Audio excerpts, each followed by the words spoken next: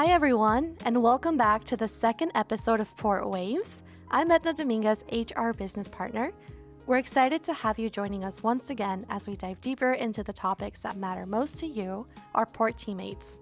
Each month you will hear from different members of our HR team here on Port Waves. In this episode, I'm joined by my teammate Charles. Hi everyone, I'm Charles Workman. I work as an administrative aide in human resources. And together Edna and I will be your hosts. We are saddened to hear of the untimely passing of Rick Cameron, our former Deputy Executive Director of Planning and Development, and also David White, an administrative analyst in the Program Management Division. We here at the Port will miss Rick and David's warmth, intellect, and sense of dedication. They were both leaders and respected for their knowledge and expertise. Our thoughts are with Rick and David's family at this difficult time. We want to take a moment to reflect on the recent months and recognize that there have been many changes during this time, with our teammates and the Port as a whole. When it comes to teamwork in the workplace, there's a saying that goes, "Alone we can do so little, but together we can do so much." This statement highlights the value of collaboration and the tremendous benefits that can arise when we work together towards a common goal.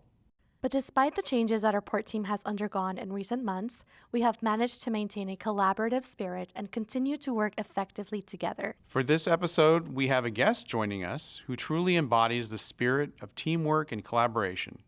Edna, tell us about our interview. Thanks, Charles. I had the pleasure of interviewing Claudia Garcia for this episode, a highly supportive and collaborative team member of our Port family. In this era of rapid technological advancement and innovation, Claudia and her team are playing a vital role in ensuring its safety and security. Let's go to my conversation with Claudia.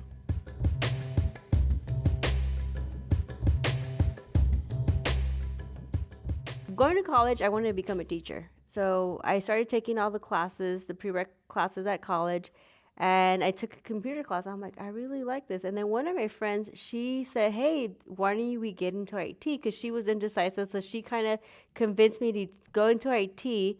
And I started taking classes. I really enjoyed it, so I followed through, and I got my bachelor's degree in management information systems. And the funny story is, she actually dropped from being in IT, and she went into teaching. So I'm like, wait a minute, you convinced me, and now you're doing what I was intentionally, we switched roles. Yeah. You've got one of the biggest jobs here at the Port where you've got to interact with so many people, and your job is something that everybody reaches out to you guys. You know, like if I have a problem, I'm like calling the service desk or putting in a ticket.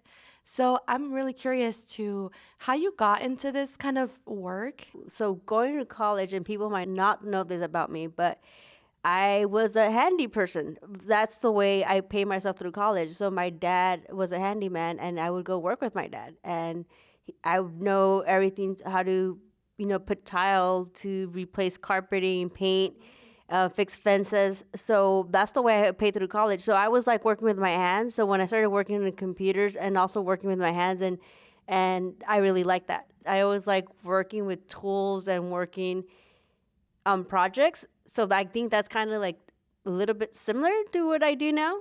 So after you graduated from college, what was your experience like into getting into IT? I thought that, hey, because I have a 4-year degree, I have a bachelor's in management information system, I emphasize on application development and telecommunications. So I'm like, oh, it's going to be easy for me to get a job. That was not necessarily true, because everywhere I knock, you don't have any experience.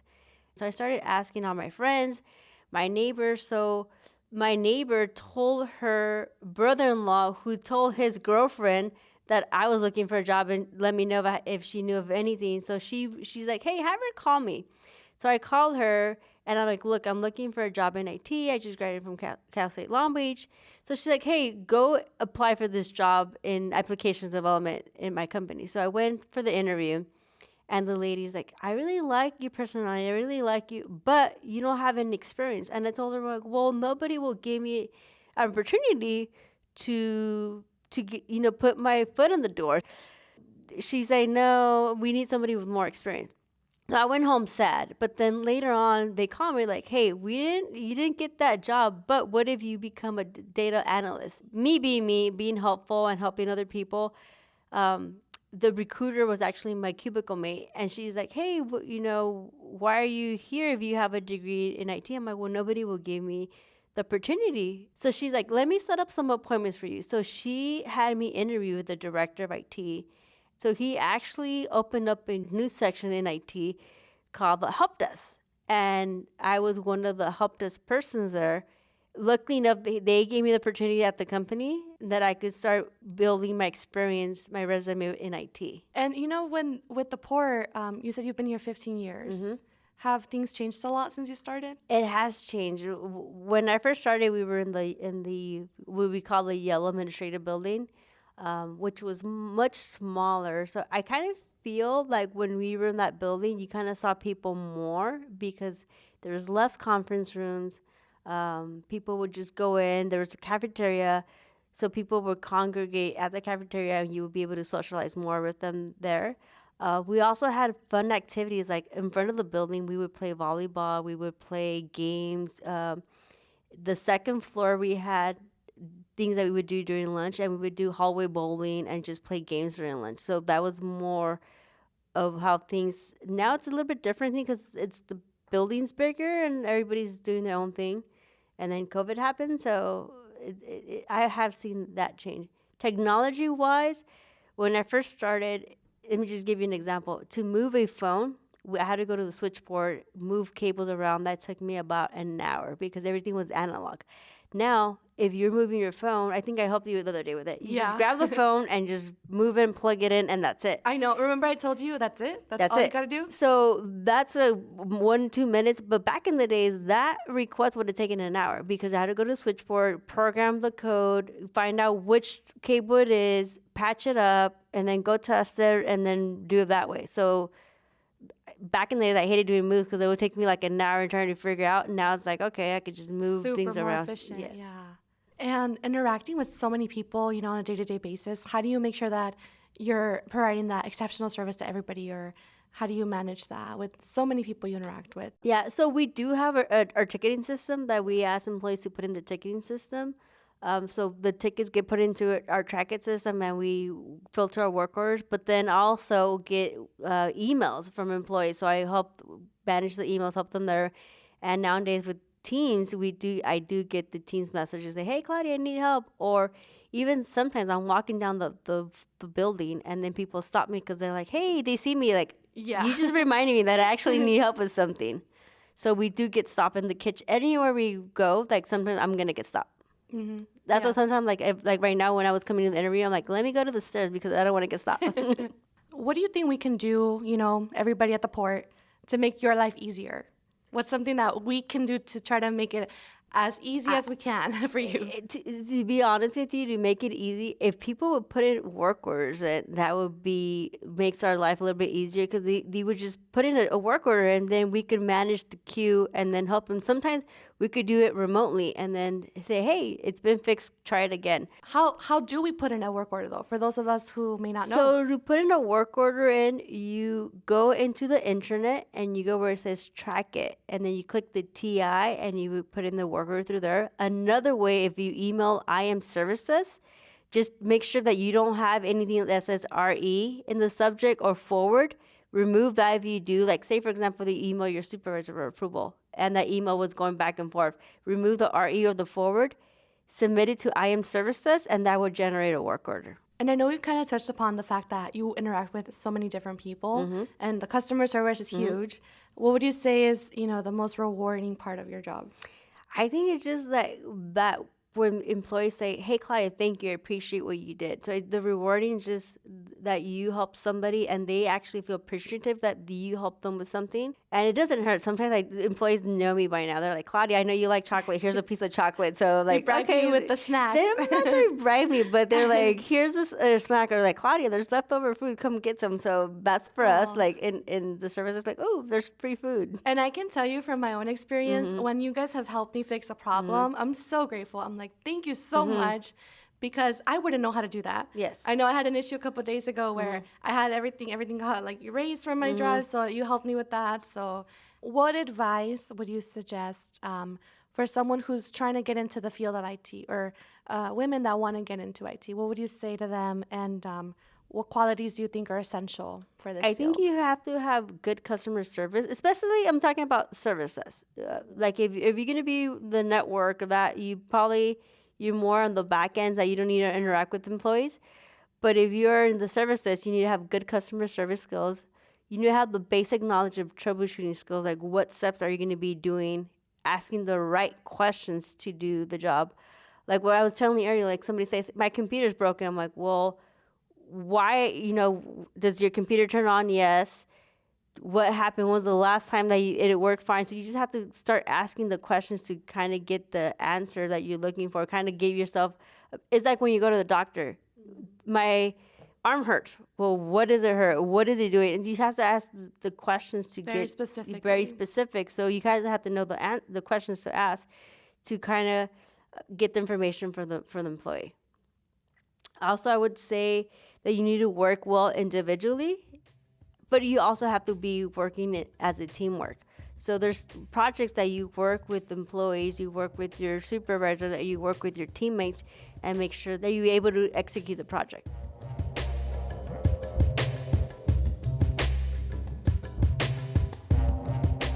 Welcome back to Port Waves. Thanks again to Claudia Garcia for coming on the show. I'm your host, Edna Dominguez. And I'm Charles Workman. As we welcome the warm, sunny days of summer, it's a great time to start thinking about personal and professional growth. And what better way to do that than by diving into upcoming trainings and events here at the Port? Elections for the Employees Club are on the horizon. The nominations deadline will be on June 16th, with election week on June the 26th through June the 30th. The results will be announced in July. If you're keen on running for a position, be sure to keep an eye out for communication in your email from the Employees Club.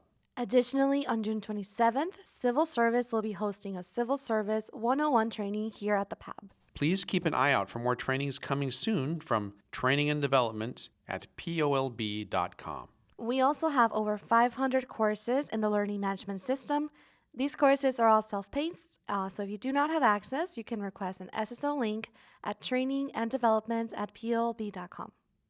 Working at the Port of Long Beach comes with a lot of benefits. One of them is the Port's tuition reimbursement program. The program helps Port employees pay for continuing education in fields related to their work. I spoke to one of our teammates who used the reimbursement program to pay for his business degree. He shared his back-to-school adventure with us, including the story of a particularly memorable class that pushed him way out of his comfort zone and into a contest against other business students from around the world. My name is Juan Gomez Jr. I work in the security division for the Port of Long Beach down at the JCC, and I am a lead port security systems operator. Initially, the class terrified me, but I knew that if I didn't take this class, anytime I looked at my MBA degree on the wall, I would look at it like, but you didn't take that one class. So I took that class, and it culminated in Anaheim, California, where we competed with schools from all around the globe. And it was just a very hard, intense 3 days because you and your team, you act as the kind of C-suite executives of a company. So about as close you can get to Mario Cordero's level as you can be without actually being a C-suite executive.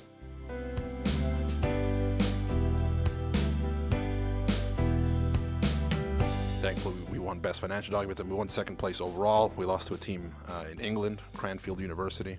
I met them, shook all their hands, and it was very funny because I was talking with them and I was letting them know, like, man, many nights I was ripping my hair out trying to figure out what your next move was, how can we beat you guys? And they looked at me and they're like, we're the same way with you guys. I'm like, you guys just wouldn't go away.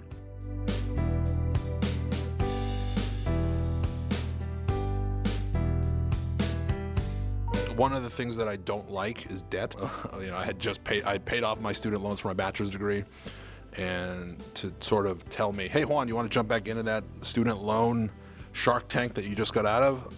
I don't know that I would have done it. And so with the student loan reimbursement program, it definitely made it more attractive to me to what's holding you back now? The only thing holding you back now at this point is literally just your own will to do the work. And, it took me a couple of years to take advantage of it. But once I made that decision, I committed.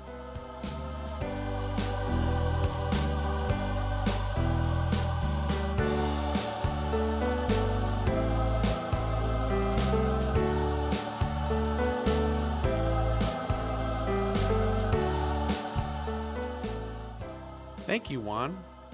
As Juan just mentioned, the Port of Long Beach offers education tuition reimbursement for teammates looking to further their education. If you are interested in learning more, please visit the Human Resources page on the intranet. If you have any questions at all, I would be glad to answer them for you. Now it's time for birthdays. Aside from the port turning 112, for the month of June, we are wishing a happy birthday to Sean Solomon in maintenance, Shashank Patil in port planning, Gwendolyn Wright in security, Justin Ludi in environmental planning, Jen Choi in communications, and David Espinosa in our very own human resources.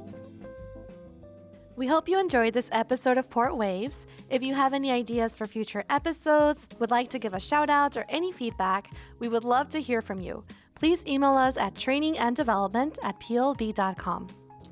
Port Waves is made possible by your hosts, Edna Dominguez, And Charles Workman. and with help from the Communications Division's Chris Berry and Kevin Walker.